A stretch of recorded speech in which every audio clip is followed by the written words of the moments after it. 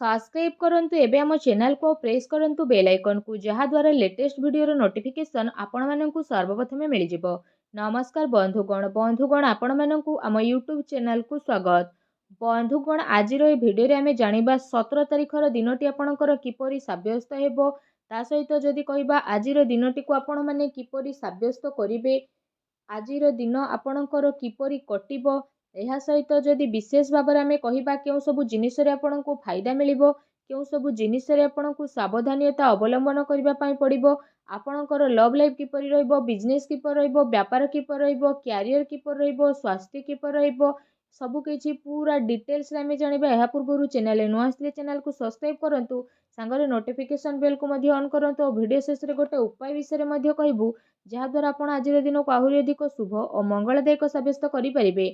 तो आसंतु जानिबा कि 17 तारिखर दिन आपणकर किपरि साब्यस्त हेबो केउ प्रकारर आजिर दिन को आपण प्लानिंग करिवे आसंतु जानिबा किपरि रहिबो आपणको पई आजिर दिन।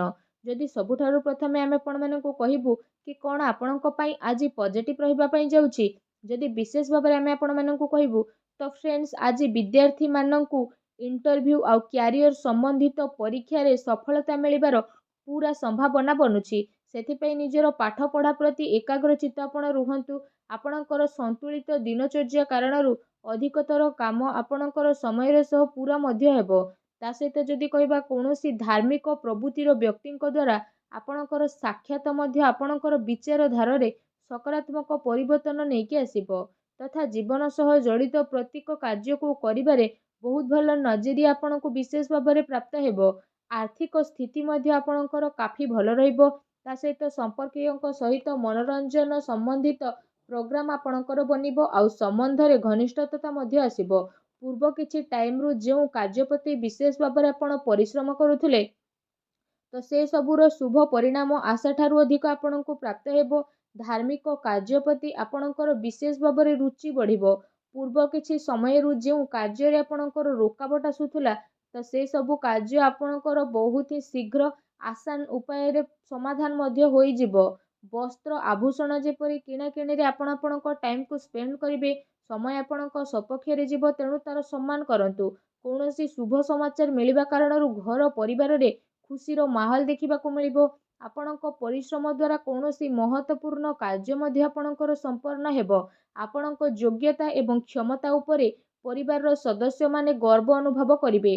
कोनोसी अविश्वसनीय व्यक्तिंकर परामर्श आउ सहयोग आपणकर हजि जाइथिबा प्रतिष्ठा को पुणी थरे हासिल करिवो जहा द्वारा आपणकर आत्मविश्वास रे वृद्धि हेबो। ता सहित घरे कोनोसी धार्मिक आयोजन मध्य आपणकर संपन्न हेबो।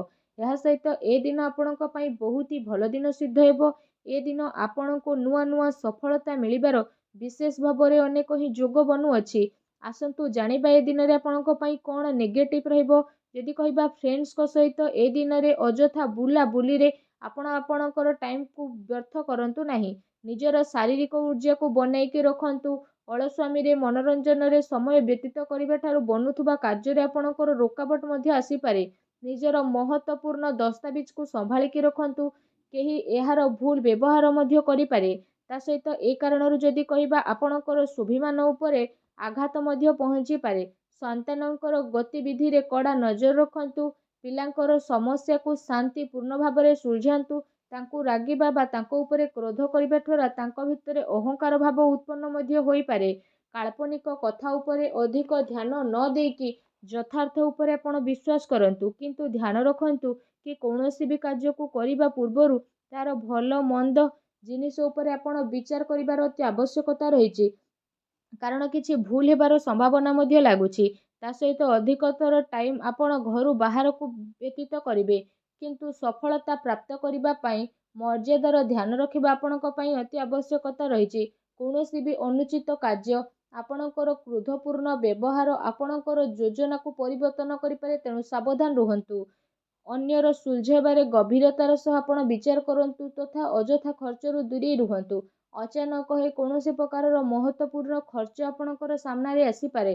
ତା ସହିତ କୌଣସି ନିକଟ ସମ୍ବନ୍ଧୀୟଙ୍କ ସହ ମତଭେଦ ହେବାର ବିଶେଷ ଭାବରେ ସମ୍ଭାବନା ବନୁଛି ତେଣୁ ସାବଧାନ ରୁହନ୍ତୁ।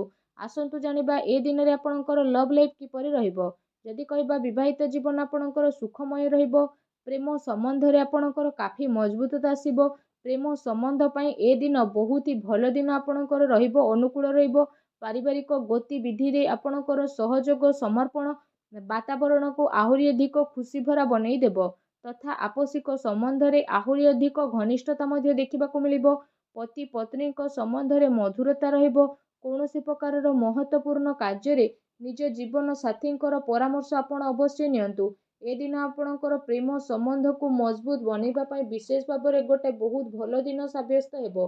ତା ସହିତ ଯଦି କହିବା ବିଶେଷ ଭାବରେ ଏ ଦିନରେ ଆପଣଙ୍କର ବ୍ୟବସାୟ କ୍ୟାରିୟର କିପରି ରହିବ, ଯଦି କହିବା ଏ ଦିନରେ ଗ୍ରହଙ୍କ ସ୍ଥିତି ଆପଣଙ୍କ ସପକ୍ଷରେ ଯିବ, କିଛି ଭଲ କାର୍ଯ୍ୟ ଆପଣଙ୍କର ସଫଳ ହେବ ତଥା ଲାଭର ଉଚିତ ଅବସର ମଧ୍ୟ ଆପଣଙ୍କୁ ପ୍ରାପ୍ତ ହୋଇଯିବ। ଚାକିରି ପେଶା ବ୍ୟକ୍ତିମାନେ ନିଜର କାର୍ଯ୍ୟକୁ ବହୁତ ଅଧିକ ଧ୍ୟାନପୂର୍ବକ କରିବେ। କୌଣସି ଭୁଲ ହେବାର ବିଶେଷ ଭାବରେ ସମ୍ଭାବନା ବନୁଛି। ତା ସହିତ ଦୈନିକ ଆୟରେ ବୃଦ୍ଧି ହେବ। ତା ସହିତ ଆପଣ ଆପଣଙ୍କର କାର୍ଯ୍ୟରେ ଅଧିକ ଧ୍ୟାନ ମଧ୍ୟ କେନ୍ଦ୍ରିତ କରିବେ। କୌଣସି ବଡ଼ ସ୍ଥିତି ମିଳିବାର ବିଶେଷ ଭାବରେ ସମ୍ଭାବନା ବନୁଛି।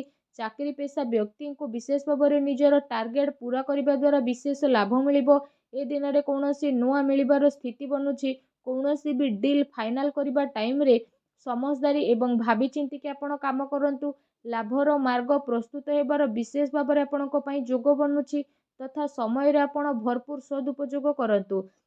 ବ୍ୟବସାୟିକ ଗତିବିଧି ଆପଣଙ୍କର ସୁଚାରୁ ରୂପରେ ଚାଲିବ, କିନ୍ତୁ ଚାକିରି ପେଶା ବ୍ୟକ୍ତି ବିଶେଷଙ୍କୁ ନିଜର କାର୍ଯ୍ୟ ପ୍ରତି ବିଶେଷ ଭାବରେ ସାବଧାନ ରହିବାର ଆବଶ୍ୟକତା ରହିଛି।